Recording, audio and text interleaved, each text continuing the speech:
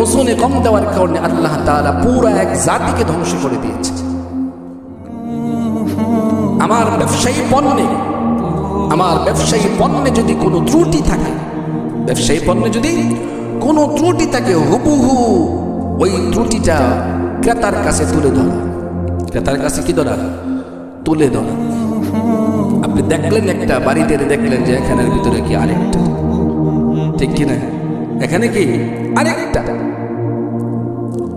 এই যে আপনি দেখেন শহরাঞ্চলে একটি ছোট্ট একটি উদাহরণ, কেউ রাগ হয়ে না, মাছ ব্যবসায়ী যারা আছে তাদের মাছের পাত্রের উপরে হার কিসিমের লাইটিং আছে না নাই? কোনো বুঝারও ব্যবস্থা নাই যে মাছকে আসলে ভালো না খারাপ। আমি কোনোদিন শহর থেকে মাছ কিনি নাই, কিন্তু আমার কথা বাস্তব কিনা, কথা বলেন বাস্তব কিনা? আপনি দেখ